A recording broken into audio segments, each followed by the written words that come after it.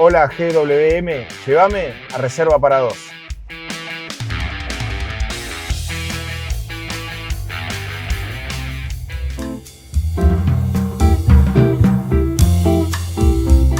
¿Qué tal? ¿Cómo están? Muy buenas noches. Aquí estamos con un nuevo capítulo de Reserva para Dos y otra historia más, ¿no? Y esta historia seguramente tiene millones y millones de anécdotas. Cuando haces un recorrido en tu profesión, seguramente tenés algo para contar. Y con nosotros se encuentra el señor Ricardo Tachuela Rivas, periodista el hombre. Vamos por ahí. Qué lindo estar acá. ¿Te gusta? Hacía un montón que no te veo y vos sos el gran cazador de amaneceres. Y vos sos un gran... Sí, Germán, vos sabés que es así. Pero ahora voy a explicar, porque en no, X... Espera, dale. Entonces, yo me levanto muy temprano. Sí. Digamos que me levanto nunca después de las 5:15, 5:30 estoy arriba. Y lo primero que busco son tus fotos. Y vos tirás fotos de amaneceres. Y rápidamente, hay amaneceres que son de alto impacto. Sí. Los retuiteo a toda la red. Y tengo que poner numeral Argentina, numeral Mar del Plata, 400 kilómetros al sur de Buenos Aires. Porque por mi laburo tengo un montón de amigos y amigas fuera del país. Y después empiezan las llamadas, me dicen, che, pero qué bueno, ¿dónde queda eso? ¿Dónde está?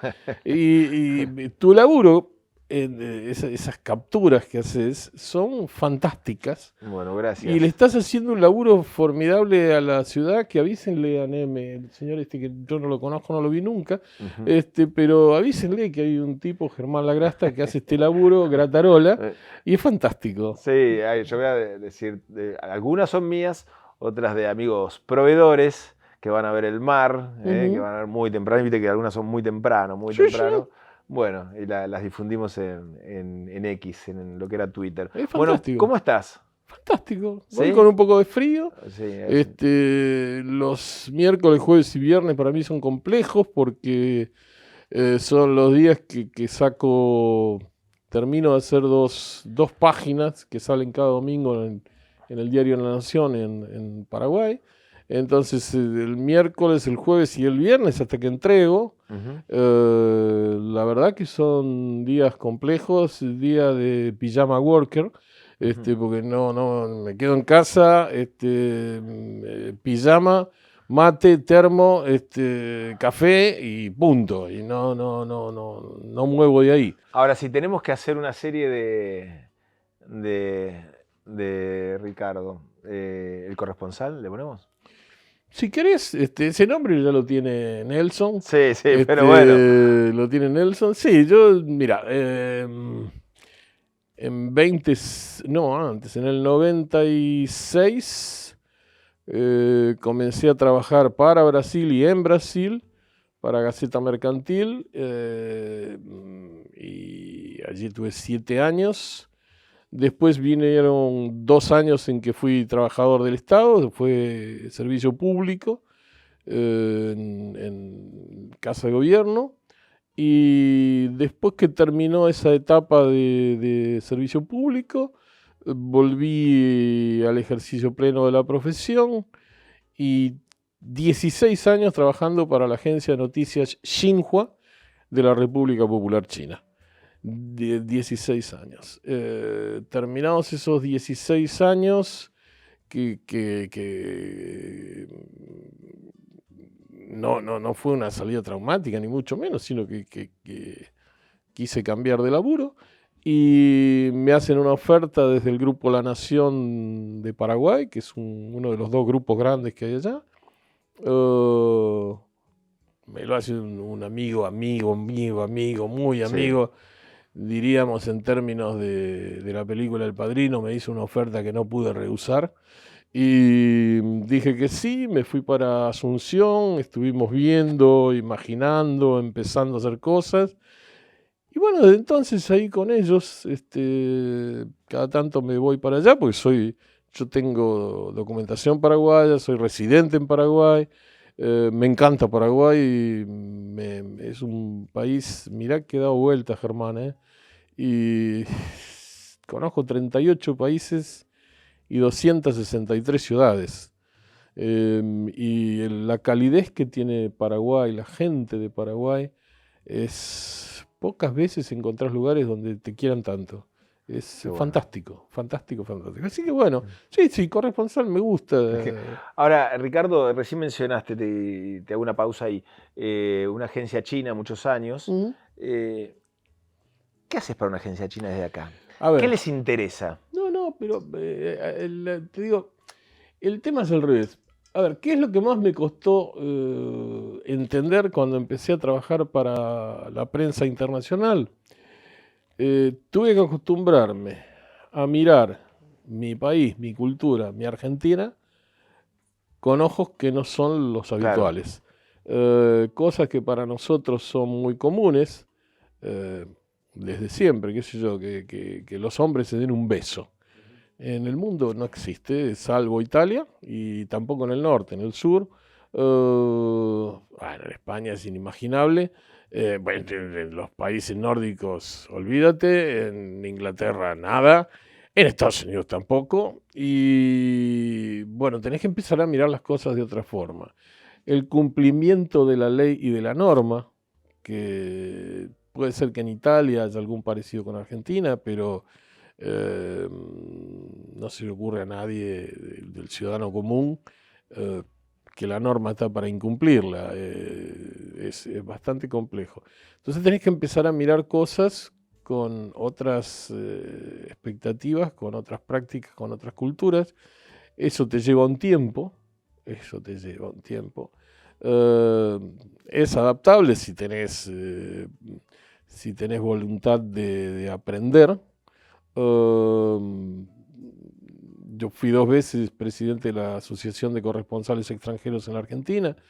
Éramos 180 y conseguir que mis compañeros y compañeras votaran por mí fue todo un compromiso.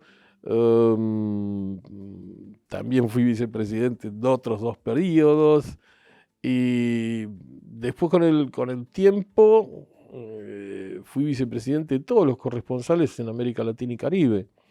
Entonces, viajar a cada rato, es más, cuando fueron los 2 terribles terremotos que se produjeron hace unos días en Venezuela, yo me enteré creo que alrededor de la 1:30 hora local, porque tengo el teléfono prendido siempre, y en la mesa de noche, o sea que está allí. Cuando sentí que era alarma, miré y lo primero que hice fue mandar un mensaje a los compañeros de la Asociación de Prensa Extranjera en Caracas para preguntarles si necesitaban algo, si estaban bien, en qué podía ayudarlos. O sea, se te genera un montón, una red que termina siendo rarísima, donde tenés compañeros que son ingleses, estadounidenses, italianos, iraníes, chinos, japoneses, vietnamitas y es muy divertido. Aprendes mucho, mucho, mucho, mucho. Valorás mucho, construís amistades a distancia que se mantienen en el tiempo. A ver, el director del Knight Center en la Universidad de Houston, Texas, que es un querido amigo, Rosenthal Calmón Alves, que estuvo varias veces de corresponsal en la Argentina para la Globo. Un día dejó de ser periodista activo y se fue a hacer docencia a los Estados Unidos. Y hoy es un capo global, capo global. Y yo cada vez que voy para allá, bueno, obviamente es asado con caipiriña, una cosa bastante exótica, por cierto, pero es asado con caipiriña. Así que se van haciendo. Tenía un jefe chino, Shen An, un querido amigo, casado con Ofelia, también china ella, que cada mes cuando cobrábamos me decía, che viejo, vamos a comer comida china. Y la primera vez que me dijo esto me sorprendí, dije, qué raro esto. Y me dice, bueno, sígueme. Y entramos en una parrilla. Me dijo, la mejor comida china. Me dijo. ¿En 9 Diario estuviste también? Sí. Fui 9 Diario. Si buscas ahí ¿Y en qué época? Y estuvimos. ¿Con Romay? Era Sí. No, en la época. En la época de oro. De oro. Cuando la más loca mía fue el seguimiento de un ovni, que nos divertimos mucho. Pero fíjate qué cosa más cómica, ¿no? Porque, claro, éramos el único canal privado. Estaban todos en poder del Estado. Eso se privatizó en tiempos dictatoriales y se entregó en los primeros meses del presidente Alfonsín. Y muchos años después de aquello del OVNI, yo iba caminando por Buenos Aires, me suena el celu, atiendo y me dice una persona en inglés, me dice, usted en el año tal siguió un ovni. Y después de haber trabajado en los canales de Buenos Aires mucho tiempo y de noche, siempre es posible que te hagan una broma. Pensé que esto era una jodita de Nito Artázar o de alguno de los muchachos. Entonces dije, mire, yo estoy en la calle, déjenme su número de teléfono que yo respondo. Estas cosas, para los que fuimos 9 Diario, nos pasaban, incluso al papá de este chico, al papá de Bernie, el día que creo que era el cumpleaños de Bernardo, o uno de los chicos, voy a llevar a mi hija a la casa de él, muy chiquitos, y el que abre la puerta era el papá de Bernie. Y se queda así, como paralizado, y me mira y me dice, pero vos sos el de 9 Diario. Y yo dije, no, yo soy el papá de Sol, vengo a traerla. Me dijo, no, yo soy el dueño del canal de Río Grande y a vos te veo. Entonces, bueno, te pasan cosas extrañas. Esperé, no llamé enseguida, esperé 2 días, dije, la joda no puede durar tanto tiempo. Llamo y sí, me atienden en History Channel y me dice, mire, disculpe la molestia, pero ustedes en tal fecha hicieron tal cobertura y queremos mandar un equipo a Buenos Aires para que hagan una entrevista porque está verificado que era un ovni.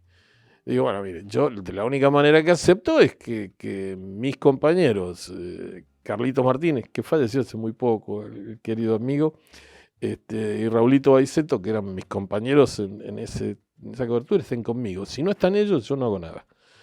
Y después terminamos agregando al que fue el piloto, tuvimos que hacer un rastrillaje importante, al que fue el piloto del Learjet que nos llevó a seguir ese objeto, que era un veterano de Malvinas y que en ese momento estaba trabajando para la señora Lacroze de Fortabat en sus aviones, y que fue fantástico, porque fue una aventura muy loca. Imaginemos que no teníamos celulares, que había todos teléfonos de línea, o fijos si querés, y en el aeroparque teníamos de jefe a La Rosa, Horacio La Rosa, teníamos capo. Que después estuvo con Scioli. Sí, eso fue después, cuando después, ya Horacio no quería hacer más nada. Horacio fue de los tipos que revolucionaron la tele. Totalmente. Los noticieros en la tele por la ficcionalización. Entonces, por teléfono me dice, ¿qué falta? Porque yo también era el primer equipo en llegar. Digo, bueno, mirá, lo único que falta acá es un jet para seguir al OVNI. Bueno, dale. Y yo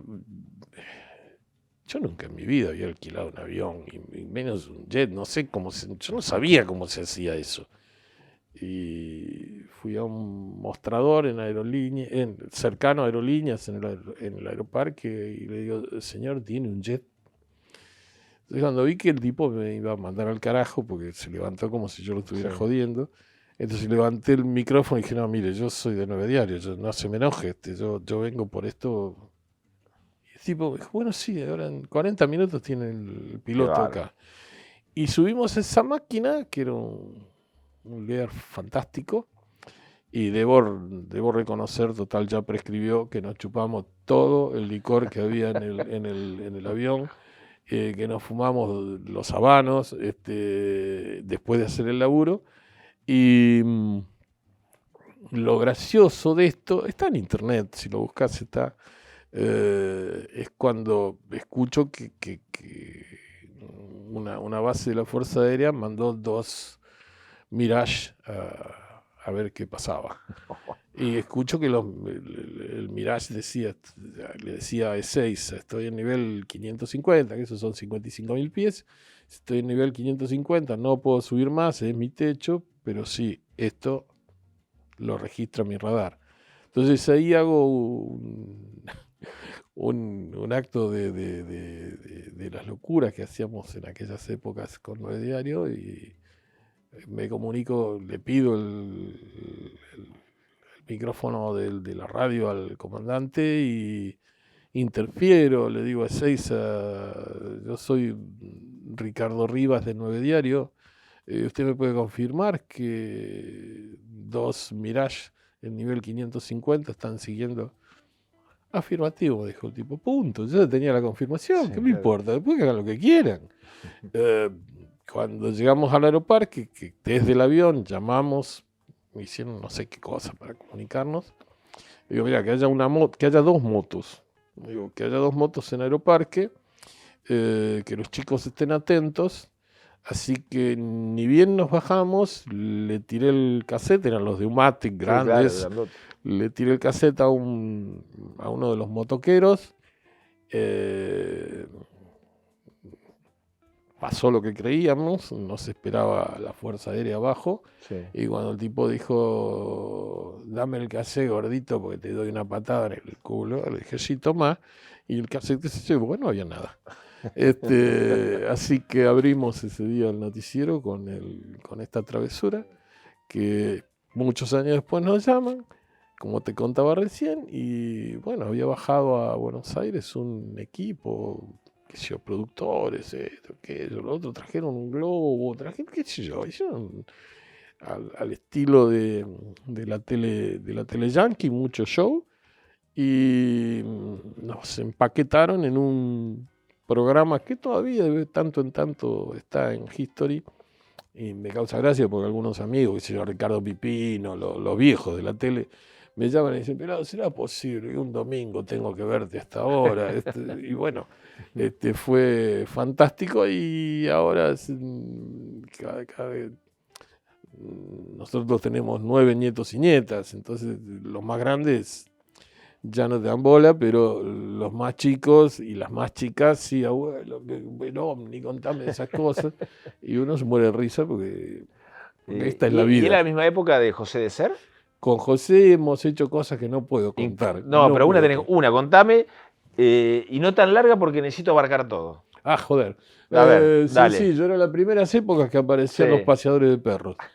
Esta es absolutamente bizarra, desagradable, políticamente incorrecta. Y nosotros con Pepe tomábamos el desayuno en la confitería Dandy, que está a 3 o 4 cuadras del canal, y era una época de que no había mucha cosa, y se le ocurrió a un mozo de ese lugar, dijo que al día siguiente trajéramos las cámaras, que iba a pasar algo complejo. Bueno, pusimos una cámara enfrente y pusimos una cámara de este lado. No nos dijo que iba a pasar, y cuando apareció el paseador de perros, de una bolsa de arpillera largó 3 gatos. Y claro, salió todo el malón de perros corriendo, y justo el semáforo había abierto el verde y salieron todos como en Indianápolis. Y José me dice, hoy vamos en cana. Si nosotros no tenemos nada que ver, el loco nos dijo que viniéramos, yo no imaginé que iba a ser esto. Pero fue fantástico. No, trabajar con José fue una de las cosas más dulces como compañero, amigo. Fantástico, yo lo conocía de la gráfica, de cuando él laburaba en Gente. José escribía muy bien. Pero era fantástico. Bueno, ahí lo conocimos a Scioli. Las primeras carreras. La primera carrera, claro, las primeras carreras de de El lanchón y Daniel, las lanchitas. claro, las primeras carreras de Daniel las cubríamos nosotros porque el papá de Daniel, José, don José era socio con Héctor Pérez Pícaro, también vendedor de línea blanca, perdón, Claro, sí. y con Alejandro y con Romay eran socios. Entonces, Daniel era un chiquilín que daba vuelta por adentro del canal, como lo han hecho mis hijos en algún momento, y o sea que son muchos años, no es que uno lo tutea porque, bueno, le falta el respeto a la investidura. No, nos conocemos éramos tan jóvenes.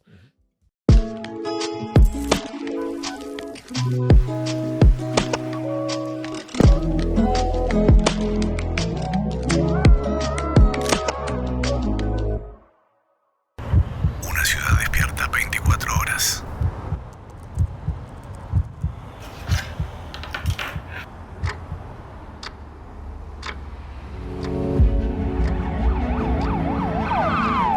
Un equipo preparado 24 horas.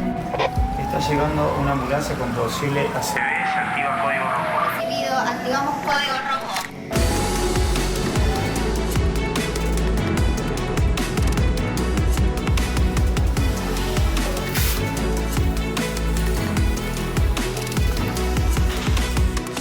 ¿Cómo estás?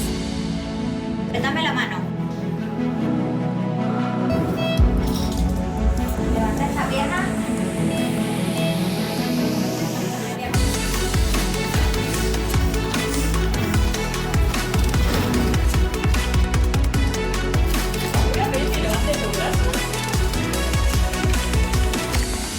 En una ACV, 2 millones de neuronas mueren cada minuto. Por eso, cada minuto cuenta. Tu salud es hoy. Clínica Colón.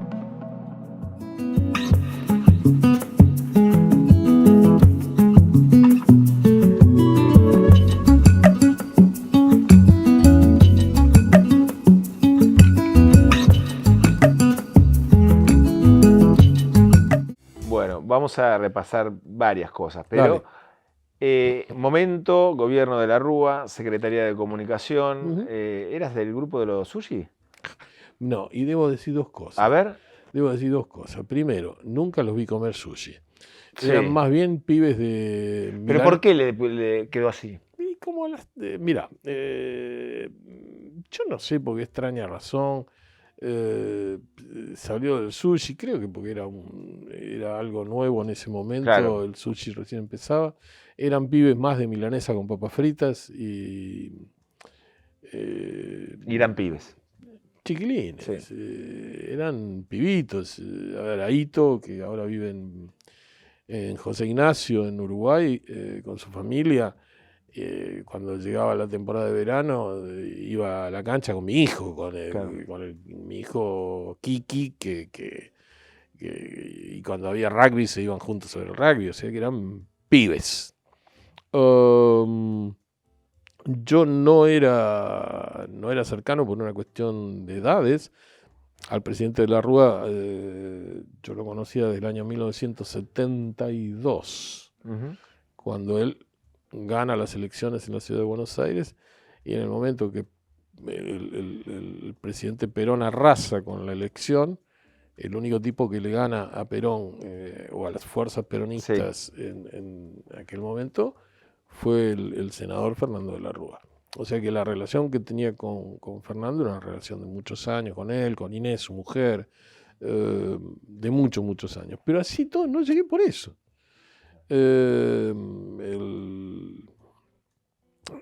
Había algunas dificultades comunicacionales, como todos los gobiernos, y se le ocurrió a un querido amigo dirigente peronista y muy K, que tuvo embajadas y un montón de cosas. No voy a mencionarlo porque no estoy autorizado a mencionarlo. Un día lo encontró el presidente y dijo, no sé, porque tenés un tipo amigo tuyo, ¿por qué no lo llamás? Y como 2 horas después de esa conversación hay una llamada telefónica y me dice, ¿podés ir a Olivos hoy? Sí, puedo. ¿Por qué no? Y sobre el pucho me llama el que me recomendó y me dice, che, mira, hice tal cosa por si te llama. Digo, no, ya me llamó. Digo, podías haberme avisado. Y bueno, y así pasó, y así fue. Y así fui durante 2 años viceministro de Medios. Mi jefe era Darío Lopérfido, que hace poquito se fue. Y a Darío no le gustaba vincularse con el periodismo. Las cosas parecen que me salieron bien porque a los 2 días de que nos tomamos el helicóptero y nos fuimos, Sí. Cuando uno todavía estaba pagando la nafta del helicóptero, yo volví al ejercicio de la profesión sin ninguna dificultad. Mis compañeros me recibieron fantástico, me dijeron, no sabemos por qué te fuiste, pero volvé. Y listo, por eso esos 2 años de servicio público, pero hace años que soy monotributista. Tachuela, y ya me lo mencionaste vos, ¿cómo fue ese último día de la Rúa? La Complejo, del helicóptero. complejo. Y para vos. Sí, fue una complejo. locura. Sí, a ver, yo creo que cualquier situación donde vos tenés en todo el país víctimas fatales son graves. Dolorosas, tristes. No entendés muy bien por qué. Yo no lo entiendo demasiado. Yo cualquier dificultad la procuro encararla con diálogo, ¿no? Converso. El café, el mate y en las épocas que fumaba y el cigarrillo eran para resolver cualquier cosa. Y bueno, pero había otros cursos de acción y terminó todo como sabemos que terminó, siempre hay explicaciones, siempre alguno tiene la explicación, esa explicación. Yo te digo la posta, ¿sabes lo que pasó? Sí, sí. Yo no tengo la posta. Creo que jugaron muchos factores, muchos elementos, a la luz de todo lo que pasó luego, ¿no? Tantos años. Hemos visto cosas bastante peores y sin embargo afortunadamente no terminaron de esa manera. Pero bueno, pasó. Uno acumula, yo tengo 280 páginas escritas sobre toda aquella etapa, de cosas más bien de color, pero todavía mucha de esa gente vive, ha cambiado de posición, ha cambiado de idea, ha cambiado de situación económica, ha cambiado de mujer, ha cambiado de coche, ha cambiado de casa. Entonces, que vayan por donde quieran. Bien. Dejamos ese momento y aparte nos va quedando poco tiempo. Dale. ¿Fuiste que armaste o por lo menos uno de los que armó el noticiero acá del cable con Gaby Azcoitía, entre otros? Sí. ¿Eh? Cuando... Pues, es más, no sé si había noticiero del 8 y del 10 ahí. No. ¿No había? No había. Qué grande. No había. Y... CCTV era. CCTV. Y Oscar Ayonca y Fernando Piovano, Sí. 2 personalidades importantes que ya partieron, Uh-huh. me llaman un día. Yo en ese momento, Germán, yo tenía 9 corresponsalías. Mi cámara, que era el querido Cachito Salvia, Cacho que es mi maestro, mi amigo, mi hermano, mi viejo, si querés. No dábamos abasto de trabajar. Y tenía Cablevisión, Canal 9, Canal 11. Teníamos un micrófono que dábamos vueltas, teníamos todo. Cambiaba el cubo. Una cosa muy graciosa. Otros tiempos. Otros tiempos. Ni buenos ni malos, otros. Toda época tiene sus cosas lindas. Tenía además la agencia Noticias Argentinas. El juicio Monzón lo cubrí para Fran Press. Digamos que laburo no faltaba. Además, 5 hijos e hijas, había que darle de comer a todos. Y bueno, me llaman y me dicen, queremos hacer un noticiero. Bueno, ¿y qué hice? Proyecté un noticiero igual que los que hacíamos en Buenos Aires. Yo en ese momento había pasado por Canal 11, habíamos inventado Amanecer, el noticiero que empezaba a las 6 de la mañana. Entonces hice lo mismo, pero todas caras de acá. Estaba la señora Marta Pareta haciendo cosas de turismo, el el Ronco Vives haciendo, El Ronco Vives. haciendo mercados, haciendo La bolsa. la bolsa, haciendo economía. El Turco Patrani, que de tanto en tanto mojaba también. Julito Macías. A Julito Macías lo mandé a cubrir los Panamericanos, a Cuba. Bueno, hicimos un desastre, pero además no teníamos cámaras acá. No. Teníamos porterovisores. Claro. Y era todo fijo.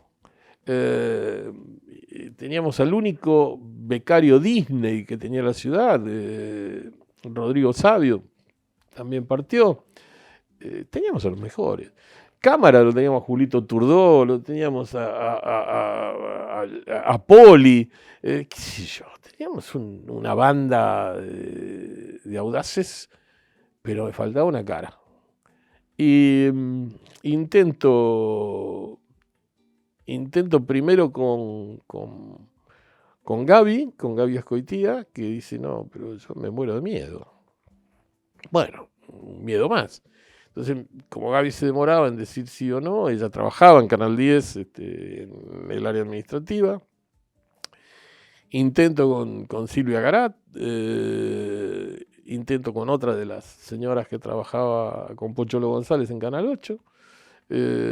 No, bueno, yo me imaginaba que las que trabajaban con Pocholo no se iban a ir, Sí. porque Pocholo, un querido amigo, un grande, generaba esas relaciones intensas que no te podía hacer. Entonces Gaby viene y dice que sí. Gaby tenía 18 años. Entonces la ponía todos los días, esto fue durante 3 meses, a leer el diario La Capital completo y en voz alta. Los avisos también. Y ella lloraba, decía, basta, yo no quiero más. Y le digo, bueno, pero tranquila, porque yo lo que necesito es que hables con claridad, que se te entienda, que levantes la voz. Y así lo hicimos. Y a menos de un año ya teníamos una nominación para el Martín Fierro. Viene quien conducía Canal 8 en ese momento, que era el alemán Heyman. El alemán nos conocíamos y viene y me dice, eras vos el que nos estabas dando disgusto. Y yo, ¿por qué te estabas dando disgusto? Y sí, porque tenemos las mediciones de Ibope, que acá las hacía Cacho Salvia. No, las hacía Cacho Ayala, otro amigo que se fue. Y cuando empiezan ustedes, se nos va la audiencia. Bueno, está bien. Yo no le creía mucho, realmente no le creía mucho. Pero empiezo a creer que esto era cierto porque 2 semanas más tarde viene González, viene Alberto, viene Pocholo, me llaman Oscar, Fernando y Pucheta, me dicen, ¿podés venir? Dice, acá hay un señor que quiere preguntar algunas cosas. Y cuando bajo, lo encuentro a Pocholo González y dice, no, si eras vos, ¿por qué no me dijeron que eras vos? Dice, no, me las tomo. Dice, no. Dice, yo venía a robarte a vos para llevarte para allá. Digo, no. Digo, así que bueno, así hicimos eso. Después retomó el 8, que el 8 había dejado de hacer noticiero. El 10 no, tardó un poquito más porque estaba D'Alberto, otro capo. Inventamos eso, pero todo con gente de la ciudad. Cosa que fue de alto impacto porque acá se enchufaba, se transmitía a Buenos Aires, no pasaba nada. Ahora que son todos chicos y chicas de acá, algunos fueron estudiantes míos en FASTA o en el CEDIER, como Daniel Bertaño, que fue alumno mío. Bueno, pues eso fue la gran novedad y eran la cara de la ciudad, caminaba por Mar del Plata y Gabriela, la gente la paraba, como la para ahora, porque es la chica que escucha, y nos divertíamos mucho también haciendo eso. Hicimos un laburo interesante hasta que se vendió el canal. Yo ya no tenía más ganas de trabajar en relación de dependencia, lo juro. Y volví a lo que me divierte, que es ser monotributista, hacer lo que a mí se me canta, y que si hoy no tengo ganas, y que si algo me cae mal, me voy a otro lado. Porque hay un par de cosas que yo no negocio, que es Lo que no me gusta no lo hago. Un gran cierre para la nota, aunque quedó tantas cosas. Me quedó la expedición por la Antártida. De la Antártida es un tema frío, pero... sí, bastante frío. Nada, me quedó cortito y muy cortito porque tengo que brindar y decir chau. ¿Por qué te dicen? ¿Quién te puso tachuela? ¿Por qué te dicen? Te voy a Lo puedo explicar. suponer, pero... ¿Viste cuando el tema ese que dice los muchachos del barrio? Bueno, Sí. los pibes del barrio... Sí. Yo, mi pueblo natal es el Bajo Belgrano, en Sí. Buenos Aires. Cuando yo era chico, y así fue hasta que me casé con Cristina, yo era muy flaco, extremadamente flaco. Entonces me decían, lo mirás de costado, con terrible saviola, y así finito es una tachuela.